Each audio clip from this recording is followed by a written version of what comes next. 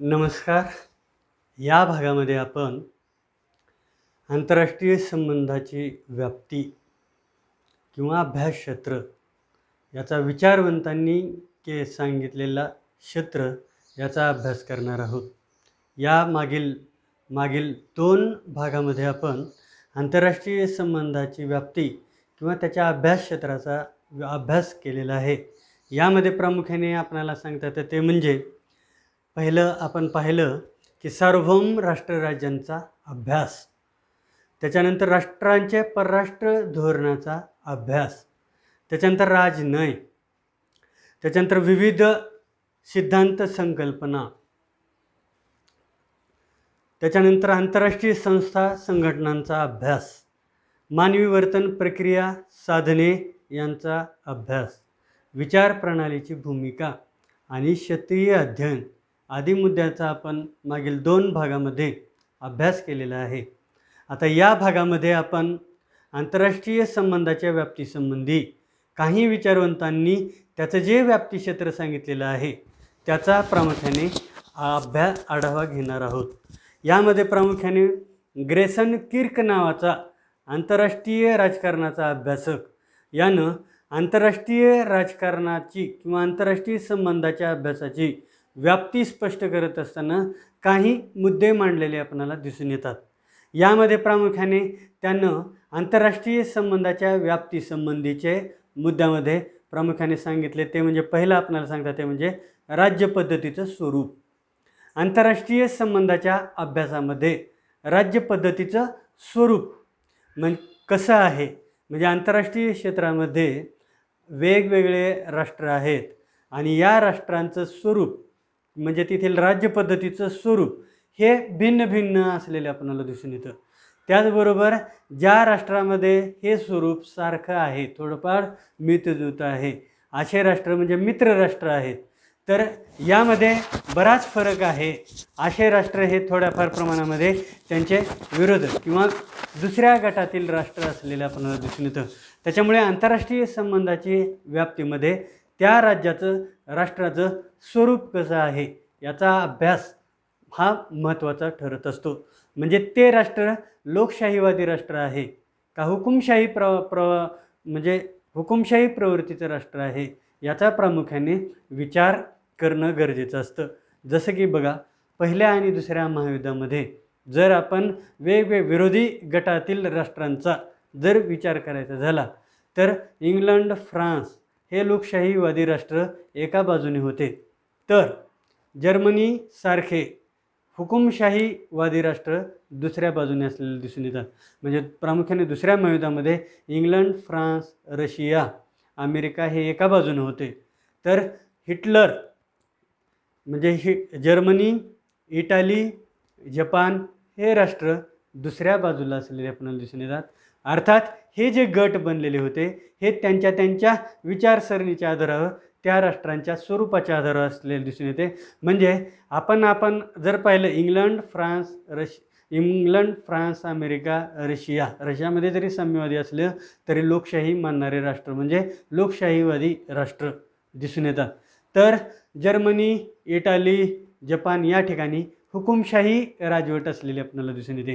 म्हणजे राज्यव्यवस्थेचं स्वरूप कसं आहे त्याच्यावरून राष्ट्राचे संबंध निश्चित होत असलेले आपल्याला दिसून येतात. आता उत्तर कोरियामध्ये सध्याच्या काळामध्ये हुकुमशाही राजवट असलेली आपल्याला दिसून येते आणि त्या राजवटीला पाठबळ देण्याचं काम हे चीनची सत्ता करत असलेली आपल्याला दिसून येते. चीनमध्ये सुद्धा साम्यवादी पक्षाची हुकुमशाहीच अस्तित्वात असलेली आपल्याला दिसून येते. म्हणजे त्या ज्या राज्याच्या स्वरूपानुसार आंतरराष्ट्रीय क्षेत्रामध्ये राष्ट्राचे मित्र शत्रू त्यांचे परस्पर संबंध निर्धारित होत राहतात. म्हणून ग्रेसन किर्क म्हणतात की राज्यव्यवस्थेचं स्वरूप हे आंतरराष्ट्रीय संबंधाचा अभ्यास करण्यासाठी महत्त्वाचं अभ्यास क्षेत्र आहे. दुसरा घटक सांगतात ते म्हणजे सत्तेचा उपयोग. त्यामध्येच म्हणजे राज्यपद्धतीचं स्वरूप आणि राज्यपद्धती म्हणजे तेथील राज्य जो आहे किंवा राज्य जे आहे ते त्याचा उपयोग कशासाठी केला जातो, म्हणजे राज्यसत्तेचा उपयोग हा देशाची अर्थसत्ता वाढवण्यासाठी केला जातो का तेथील जनतेचं कल्याणाची किंवा सुखसुविधा देण्यासाठी केला जातो, हा पण महत्त्वाचा मुद्दा असलेला आपल्याला दिसून येतो. उत्तर कोरियाचं म्हटल्याप्रमाणे त्या ठिकाणी हुकुमशाही आहे आणि अण्वस्त्र निर्मितीच्या मागे म्हणजे त्या ठिकाणी खूप मोठ्या प्रमाणात दारिद्र्य असलेलं आपणाला दिसून येतं. खूप मोठ्या प्रमाणात त्या ठिकाणी दारिद्र्य आहे आणि तरीसुद्धा तेथील राजवट हुकुमशाही असल्यामुळे तेथील राजाचं ध्येय हे अण्वस्त्र निर्माण करणे आणि अमेरिकेवर हल्ला करणे आणि त्यासाठी लागणारे आवश्यक शस्त्रास्त्र किंवा क्षेपणास्त्र वगैरे विकास करणे याकडे त्याचा कल असलेला आपल्याला दिसून येतो. म्हणजे राज्यव्यवस्था आहे, त्याचं स्वरूप आणि राज्यसत्तेचा उपयोग नेमका कशासाठी केला जातो यावरून सुद्धा आंतरराष्ट्रीय संबंधाचं स्वरूप निश्चित होत राहतं. त्याच्यामुळे त्याच्या अभ्यासामध्ये राज्यव्यवस्थेचं स्वरूप आणि त्याचा उपयोग याचा उल्लेख प्रामुख्याने आपल्याला करता येतो, असं ग्रेसन किर्क यांचं मत असलेलं आपल्याला सांगता येतं. त्याच्यानंतर दुसरं आहे बघा, राज्यसत्तेवर परिणाम करणारी तत्त्वे. म्हणजे राज्यसत्ता जी असते ही कोणत्या घटकांच्या प्रभावाखाली आहे, म्हणजे राज्यसत्तेवर निर्णय प्रक्रियेमध्ये प्रभाव करणारी तत्त्व कोणकोणती आहेत यावरून सुद्धा या राष्ट्राचे इतर राष्ट्राचे असलेले संबंध निश्चित होत असलेले आपल्याला दिसून येतात. जसं की अमेरिकेमध्ये निर्णय प्रक्रियेमध्ये शस्त्रास्त्राचं उत्पादन करणाऱ्या भांडवलदारांचं जास्त प्रभाव असल्यामुळे जगामध्ये नेहमी कुठंतरी संघर्ष चालू राहावा अशा प्रकारचा दबाव ते तेथील राज्यव्यवस्थेवर आणतात आणि म्हणून अमेरिकेचं धोरण हे शस्त्रास्त्रधार्जिनी धोरण असलेलं आपल्याला दिसून येतं. म्हणजे त्या राज्यव्यवस्थेवर परिणाम करणारी तत्त्व कोणकोणती आहेत याचा पण, कारण या परिणाम करणाऱ्या तत्वामुळेच त्या परराष्ट्र धोरणाला आकार येत असतो आणि त्यानुसार त्या राष्ट्राचं आंतरराष्ट्रीय क्षेत्रातील धोरण ठरवत असताना आपल्याला दिसून येतो. म्हणूनच अमेरिका जगामध्ये शांततेसाठी पण पुढाकार असतो, त्याचबरोबर दहशतवाद्यांना छुप्या पद्धतीनं शस्त्रास्त्र पण कुठून मिळतात याचा पण आपल्याला विचार करणं गरजेचं असतं. म्हणजे काही का असेना शस्त्रास्त्र लॉबी त्या ठिकाणी जबरदस्त असल्यामुळे त्यांचा आंतरराष्ट्रीय धोरण निर्मितीवरती मोठ्या प्रमाणात प्रभाव असलेला आपल्याला दिसून येतो. वेगवेगळ्या देशामध्ये प्रभाव पाडणारी वेगवेगळी तत्त्व असलेली आपल्याला दिसून येतात. म्हणजे चीनच्या बाबतीमध्ये सुद्धा बघा, भारत आणि चीन यांचं जरी समजा सीमेवरून संघर्ष असला तरी भारतासोबत असणारा त्यांचा व्यापार लक्षात घेऊन चीन नेहमी म्हणजे पहिल्यांदा आक्रमक भूमिका आणि नंतर मात्र माघार घेताना आपल्याला दिसून येतं. म्हणजे आंतरराष्ट्रीय क्षेत्रामध्ये म्हणजे राज्यसत्तेवर परिणाम करणारी तत्त्व कोणकोणती आहेत, म्हणजे व्यापाराचं तत्त्व आहे, शस्त्रास्त्र आहे, लॉबी आहे, त्या राष्ट्रातील जनतेच्या गरजा, हे सुद्धा परिणाम करणारं तत्त्व असलेलं आपल्याला दिसून येतं. त्याच्यामुळे हे एक महत्त्वपूर्ण क्षेत्र आपण आहे असं ग्रेसन किर्क असं म्हणतात. त्याच्यानंतर आहे बघा, बड्या राष्ट्रांचं आंतरराष्ट्रीय स्थान आणि त्यांचं परराष्ट्र धोरण, हे सुद्धा महत्त्वाचं आहे. म्हणजे आंतरराष्ट्रीय राजकारणामध्ये या मोठ्या राष्ट्रांना काय स्थान आहे. जसं की आता बघा, कोरोना महामारीच्या काळामध्ये म्हणजे कोरोनाचा विषाणू जो आहे हा चीनच्या वुहान प्रांतामधून जगभर पसरला आणि कोरोनानं प्रत्येक देशामध्ये थैमान घालून प्रत्येक देशाची अर्थव्यवस्था आज मंदावलेली आपल्याला दिसून येते. म्हणजे थोडक्यामध्ये या बलाढ्य राष्ट्रांचं स्थान आणि त्याचं परराष्ट्र धोरण, म्हणजे आज चीनचं स्थान हे बलाढ्य राष्ट्र असून सुद्धा थोडंसं आरोपीच्या पिंजऱ्यात, म्हणजे जैवअस्त्र निर्मिती करणारा देश असा आरोपीच्या पिंजऱ्यात गेल्याचं आपणाला दिसून येतं. आणि आंतरराष्ट्रीय पातळीवरती चीन हा एकाकी पडत असलेला आपल्याला दिसून येतो. म्हणजे कोरोनाच्या संकटामुळे चीन हा बलाढ्य असला तरीसुद्धा एकाकी पडताना आपल्याला दिसून येतो. म्हणजे या बलाढ्य राष्ट्राचं आंतरराष्ट्रीय क्षेत्रातील स्थान काय आहे आणि त्याचं परराष्ट्र धोरण नेमकं काय आहे, हे सुद्धा आंतरराष्ट्रीय संबंधाचा अभ्यास करण्यासाठी महत्त्वपूर्ण ठरत असलेलं आपल्याला दिसून येतं.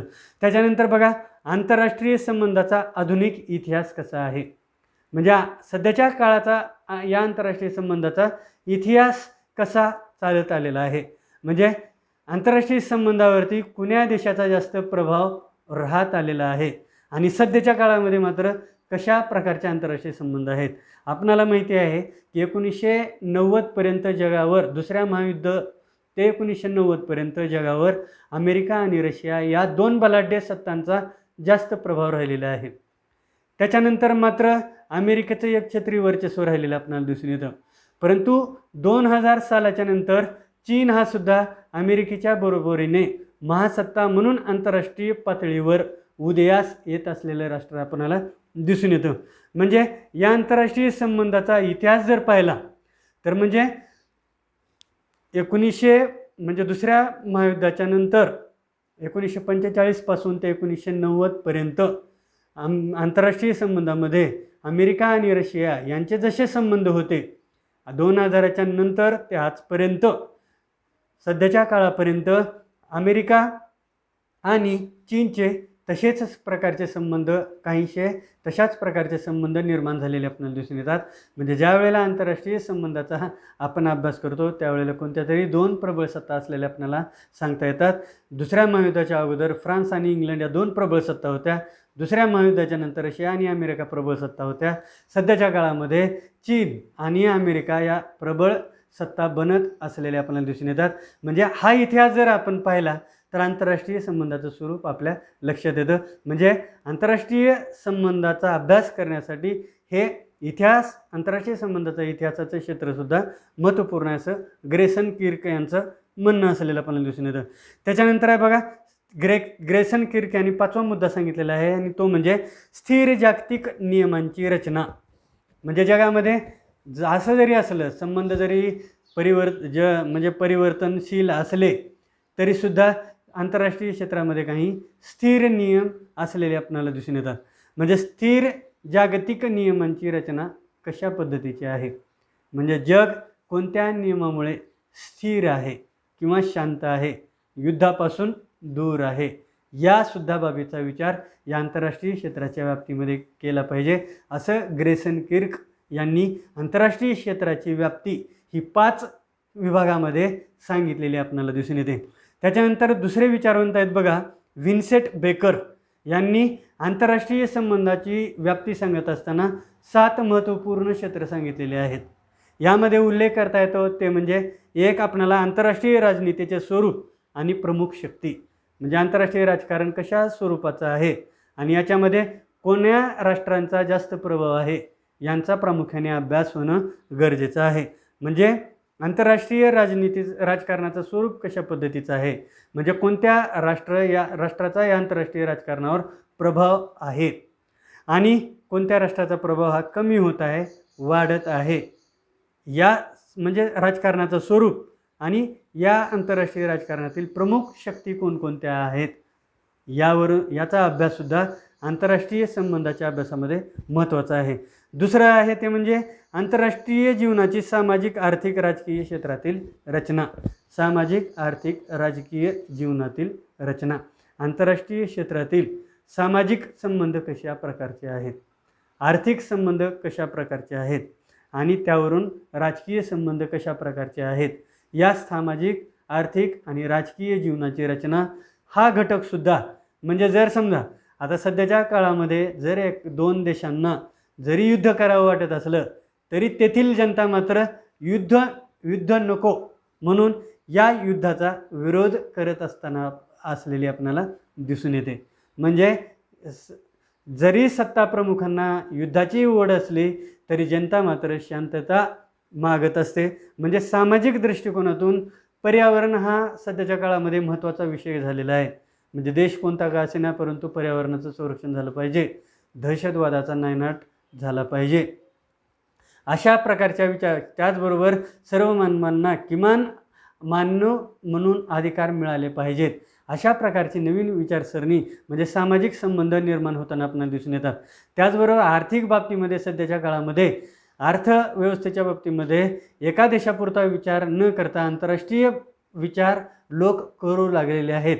आज जागतिकीकरणाच्या काळामध्ये संपूर्ण जग हा एक बाजारपेठ व्यापारपेठ बनत असलेलं आपल्याला दिसून येतं आणि त्याच्यामुळे वेगवेगळ्या देशातील नागरिकांचे वेगवेगळ्या देशामध्ये आर्थिक हितसंबंधसुद्धा गुंतलेले असतात. म्हणजे एका देशातील उद्योगपती हे दुसऱ्या देशामध्ये ज्या वेळेला गुंतवणूक करतात त्यावेळेला त्या देशाच्या संबंधाचा त्यांच्या गुंतवणुकीवर परिणाम घडून येत राहतो आणि त्याच्यामुळे या आर्थिक संबंधाचा सुद्धा किंवा आर्थिक रचना कशी आहे याचा सुद्धा विचार करणं गरजेचं असलेलं आपल्याला दिसून येतं. सध्याच्या काळामध्ये चीनमध्ये मोबाईलच्या बाबतीमध्ये खूप क्रांती झालेली आपल्याला दिसून येते. परंतु चीनमध्ये एक गोष्ट लक्षात घ्या की प्रत्येक वस्तू ही मेड इन चायना होत असलेली आपल्याला दिसून येते. म्हणजे कंपनी जरी अमेरिकेची असली तरी ते माल हा त्याचा कंपनीचा माल हा चीनमध्ये बनताना आपल्याला दिसून येतो. आणि चीननं अशीच आयडिया वापरलेली दिसून येते. म्हणजे सुरुवातीला त्यांनी त्यांचा माल बनवून देत ते तंत्रज्ञान अवगत केलं, त्याच्यामध्ये विकास केला आणि त्यांनी आज या तंत्रज्ञान क्षेत्रामध्ये म्हणजे या सॉफ्टवेअरच्या क्षेत्रामध्ये खूप मदत मारलेली आपल्याला दिसून येते. बहुतांश मोबाईल कंपन्यांच्या बाबतीमध्ये तर हे खूपच खरं सत्य असलेलं आपल्याला दिसून येतं. म्हणजे मोबाईल क्षेत्रावरती या चीनी कंपन्यांनी कब्जा मिळवलेला आहे. पूर्वीच्या काळामध्ये फक्त खेळणे बनवण्याच्या बाबतीमध्ये चीनी कंपन्याची मक्तेदारी होती, परंतु आज मात्र औषधाच्या क्षेत्रामध्ये सुद्धा चीनी कंपन्याची मक्तेदारी आंतरराष्ट्रीय पातळीवर झालेली आपल्याला दिसून येते. तंत्रज्ञानाच्या बाबतीमध्ये सर्वच बाबतीमध्ये चीन मक्तेदारी देश होत असलेला आणि त्याच्यामुळे तो एक विकशाच्या अवस्थेकडे जात असलेला देश आपल्याला दिसून येतो. म्हणजे हे जे बदलते आर्थिक संबंध आहेत याचासुद्धा आंतरराष्ट्रीय संबंधावरती परिणाम होताना दिसून येतो. त्याचबरोबर राजकीय संबंध कसे आहेत, त्या देशातील राजनेते कसे आहेत आणि ते कशा प्रकारची राजनीती करतात यावरून सुद्धा आंतरराष्ट्रीय राजकारण ठरत असतं, आंतरराष्ट्रीय संबंध निश्चित होत असतात आणि त्याच्यामुळे ही एक महत्त्वाची व्याप्ती क्षेत्र असल्याचं हे विन्सेंट बेकर या विचारवंतानं सांगितलेलं आपल्याला दिसून येतं. ते तिसरा मुद्दा सांगतात ते म्हणजे राष्ट्रसत्तेची तत्त्वे कोणती आहेत. म्हणजे राष्ट्राची जी सत्ता असते या राष्ट्रसत्तेची नेमकी तत्त्व कोणती आहेत. म्हणजे राष्ट्रीय सत्ता जी आहे तिची विचारसरणी कोणती आहे आणि तिची बलस्थाने कोणती आहेत यावरून सुद्धा आंतरराष्ट्रीय संबंध निश्चित होताना आपल्याला दिसून येतात. म्हणजे आपल्या गरजा काय आहेत आणि आपल्याकडं उत्पादन कशाचं जास्त आहे, मग आपल्याला कोणती बाजारपेठ पाहिजे आणि कोणता माल आपल्याकडे आयात करावा लागणार आहे. म्हणजे ही जी सत्तेची राजकीय सत्तेची जी अनेक लष्करी सत्तेची म्हणजे राजकीय सत्तेमध्ये सत्ता ही अनेक घटकांनी बनलेली संकल्पना आहे. म्हणजे लष्करी सत्ता आहे, आर्थिक सत्ता आहे, इतर सर्वच बाबतीमधील सत्ता किंवा बलाढ्य समृद्धतेचा विचार आपल्याला या सत्तेमध्ये करता येईल. म्हणजे राष्ट्रसत्तेची तत्त्वसुद्धा या आंतरराष्ट्रीय राजकारणाला प्रभावित करत असलेले आपल्याला दिसून येते.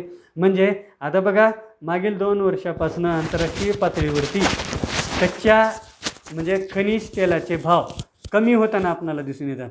आता याचं कारण जर आपण शोधलं तर खनिज तेलाच्या बाबतीमध्ये आज अमेरिका आत्मनिर्भर स्वयंपूर्ण बनलेली आपल्याला दिसून येते. त्याच्यामुळे अमेरिकेची जी मागणी होती खनिज तेलाची ती कमी झालेली आहे किंवा पूर्णतः समाप्त झालेली आहे आणि त्याच्यामुळे आंतरराष्ट्रीय बाजारपेठेमध्ये खनिज तेल हे स्वस्त झालेलं आपल्याला दिसून येतं. म्हणजे राष्ट्रसत्ता त्यांच्या ज्या गरजा आहेत, जी सत्तास्थाने आहेत, जी बलस्थाने आहेत यावरून सुद्धा संबंध निश्चित होतात.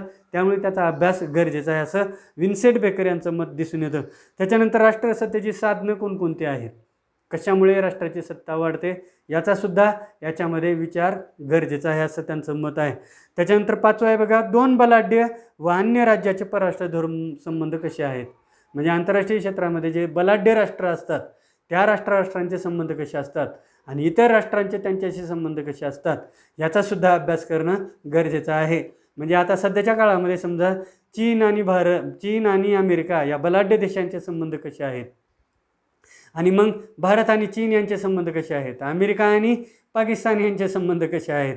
म्हणजे आंतरराष्ट्रीय पातळीवरती अमेरिकेच्या स्पर्धक राष्ट्र म्हणून चीन उभा राहिलेला आहे. अगदी त्याच म्हणून म्हणजे चीन आणि भारत आणि चीन यांचे संबंधसुद्धा थोडेसे स्पर्धेचे आहेत. म्हणून अमेरिका हा भारताची बाजू घेताना आपल्याला दिसून येतो.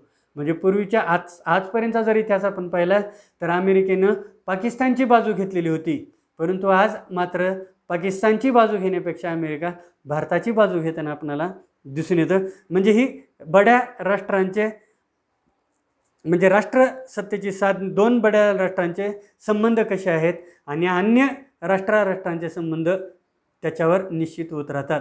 म्हणजे चीन आणि अमेरिका यांचे स्पर्धेचे संबंध, म्हणून भारत आणि अमेरिका यांचे मित्रत्वाचे संबंध, चीन आणि पाकिस्तान यांचे मित्रत्वाचे संबंध. बड्या राष्ट्रांच्या संबंधावर छोट्या राष्ट्रांचे संबंध अवलंबून असलेले आपल्याला दिसून येतात. म्हणजे सध्याच्या काळामध्ये बघा, उत्तर कोरिया हा अणुचाचणी घेतो, क्षेपणास्त्र चाचणी चालू असलेली आपल्याला दिसून येते. म्हणजे अमेरिकेनं आर्थिक निर्बंध लादलेले आहेत, बऱ्याच देशांनी आर्थिक निर्बंध लादलेले आहेत, परंतु चीनचा छुप्या पद्धतीचा पाठिंबा याला असल्यामुळे ते राष्ट्र न डगमगता त्याचं कार्य हे चालूच ठेवत असलेलं दिसून येतं. म्हणजे बलाढ्य राष्ट्राच्या संबंधावरून छोट्या छोट्या राष्ट्रांचे संबंध निश्चित होत राहतात. त्याच्यानंतरचा मुद्दा आहे बघा, राष्ट्रसत्तेवरील मर्यादा. म्हणजे राष्ट्राच्या सत्तेवर सुद्धा काही मर्यादा असलेल्या आपल्याला दिसून येतात. प्रत्येक राष्ट्राच्या सत्तेवर काही मर्यादा असतात. म्हणजे त्यांच्या व्यापाराच्या बाबतीमधील काही मजबुरी असते किंवा इतर गरजांच्या बाबतीमध्ये त्यांची काहीतरी अडचण असते, आणि या मर्यादामुळे सुद्धा या राष्ट्रांना आंतरराष्ट्रीय भूमिका घेत असताना आखडतं घ्यावं लागतं किंवा पुढाकार घ्यावा लागत असलेला आपल्याला दिसून येतो, असं विन्सेंट बेकर यांचं मत आहे. त्याच्यानंतर 7वं तत्व विन्सेंट बेकर सांगतात ते म्हणजे ऐतिहासिक तत्वे आणि आंतरराष्ट्रीय संबंधाचा इतिहास कसा आहे. म्हणजे त्या राष्ट्रांचा इतिहासाचा अभ्यास आपण करायचा, आणि आंतरराष्ट्रीय ऐतिहासिक तत्वे कशी आहेत आणि आंतरराष्ट्रीय संबंधाचा इतिहास कसा आहे, म्हणजे त्या देशाचा इतिहास कसा आहे आणि मग आंतरराष्ट्रीय संबंधाचा इतिहास कसा आहे, याचा अभ्यास या आंतरराष्ट्रीय संबंधाच्या अभ्यासामध्ये महत्त्वपूर्ण असलेला आपल्याला दिसून येतो. म्हणजेच सध्याचा साम्यवादी चीन अस्तित्वात येण्या अगोदरचा चीन हा वेगळा, आणि 1949 नंतरचा साम्यवादी माओचा साम्यवादी विचारसरणीचा चीन वेगळा असलेला आपल्याला दिसून येतो. म्हणजे त्या देशाचा इतिहास त्या राज्याच्या सत्तेवर प्रभाव पडतो, आणि या सत्तेचा प्रभाव अपसूकपणे आंतरराष्ट्रीय संबंधावर पडतो. त्याच्यामुळे या ऐतिहासिक तत्वे आणि आंतरराष्ट्रीय संबंधाचा इतिहास याचा पण अभ्यास क्षेत्रामध्ये विचार करायला पाहिजे, असं विन्सेंट बेकर हा विचारवंत म्हणत असलेला आपल्याला दिसून येतो. अशा प्रकारे विन्सेंट बेकर यांनी आंतरराष्ट्रीय संबंधाच्या व्याप्तीचे क्षेत्र सांगत असताना 7 क्षेत्र सांगितलेलं आपल्याला दिसून येतं. अशा प्रकारे या व्याप्तीचा आपण विचार केल्यानंतर आपणाला आंतरराष्ट्रीय संबंधाची व्याप्ती ही प्रामुख्याने 5 मुद्द्यामध्ये स्पष्ट करता येऊ शकते. ते म्हणजे बघा, आंतरराष्ट्रीय राजकारण. पहिला मुद्दा आपल्याला सांगता येतो ते म्हणजे आंतरराष्ट्रीय राजकारण. अर्थात आंतरराष्ट्रीय संबंधापेक्षा राजकारणच जास्त असलेलं आपल्याला दिसून येतं, आणि त्याच्यामुळे राजकारण हे कसं सत्तेने प्रभावित झालेलं असतं, फायद्या तोट्याचा विचार त्याच्यामध्ये असतो, आणि हितसंबंध हेच त्या राष्ट्राचे राष्ट्रीय हितसंबंध हेच या राजकारणाचा गाभा असतात. आणि त्याच्यामुळे आंतरराष्ट्रीय राजकारण कशा पद्धतीचं आहे ह्याचा अभ्यास आंतरराष्ट्रीय संबंधाच्या व्याप्तीमध्ये आपल्याला करता येईल. म्हणजे व्याप्ती किंवा आंतरराष्ट्रीय संबंधाच्या अभ्यासाचं हे एक प्रमुख अभ्यासक्षेत्र आहे आंतरराष्ट्रीय राजकारण. म्हणजे हेन्स जे मॉर्गन्थॉ यांनी तर आंतरराष्ट्रीय राजकारणाला आंतरराष्ट्रीय संबंधाचा गाभा मांडलेला आपल्याला दिसून येतं. त्याच्यामुळे आंतरराष्ट्रीय राजकारण हा एक महत्त्वाचा क्षेत्र आहे. त्याच्यानंतर दुसरं क्षेत्र आपल्याला सांगता येतं ते म्हणजे आर्थिक संबंध. आंतरराष्ट्रीय आर्थिक संबंध, या राष्ट्रांचे आंतरराष्ट्रीय आर्थिक संबंध कशा प्रकारचे आहेत यावरून सुद्धा सध्याच्या काळामध्ये आर्थिक घटकांचा राष्ट्रावरती आणि व्यक्तीवरती सुद्धा जास्त प्रभाव असलेला आपल्याला दिसून येतो. कार्ल मार्क्स तर म्हणतो की आपली म्हणजे व्यक्तींचे आर्थिक परिस्थितीच त्याचे संबंध निश्चित करत असते. आंतरराष्ट्रीय क्षेत्रामध्ये सुद्धा एखाद्या राष्ट्राची आर्थिक परिस्थिती कशी आहे यावरून त्याचे आंतरराष्ट्रीय संबंध निश्चित होत राहतात, आणि म्हणून आंतरराष्ट्रीय आर्थिक संबंध कशा पद्धतीचे आहेत याचा प्रमुख अभ्यास क्षेत्र आपल्याला दिसून येतं. त्याच्यानंतर बघा, आंतरराष्ट्रीय कायदे आणि आंतरराष्ट्रीय संघटन. म्हणजे आंतरराष्ट्रीय क्षेत्रामध्ये काही कायदे केलेले असतात, म्हणजे राष्ट्राचे संबंध कसे असावेत यासाठी आंतरराष्ट्रीय स्वरूपाचे कायदे असतात, आणि त्याचं सर्व राष्ट्रांनी पालन करावं अशी अपेक्षा असते. अर्थातच याचं बंधन या सार्वभौम राष्ट्र हे सार्वभौम असल्यामुळे त्याच्यावर त्याचं बंधन नसतं, परंतु त्याचं पालन करावं ही मात्र आंतरराष्ट्रीय नैतिकता असलेली आपल्याला दिसून येते.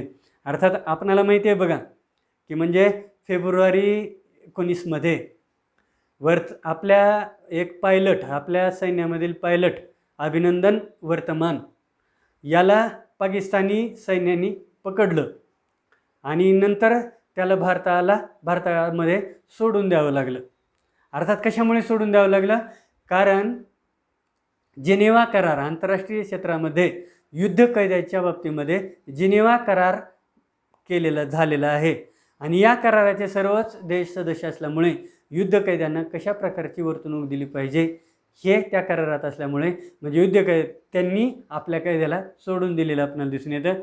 म्हणजे कारगिल युद्धामध्ये सुद्धा अशाच प्रकारे एक आपला पायलट पाकिस्तानी सैन्याने पकडला होता, त्याला सुद्धा त्यांनी सोडून दिलेलं आपल्याला दिसून येतं. म्हणजे आंतरराष्ट्रीय कायदे हे राष्ट्राच्या संबंधावर प्रभाव पाडत असतात आणि म्हणून आंतरराष्ट्रीय संबंधाचा अभ्यास करत असताना आंतरराष्ट्रीय कायद्याचा अभ्यास करणं पण गरजेचं आहे.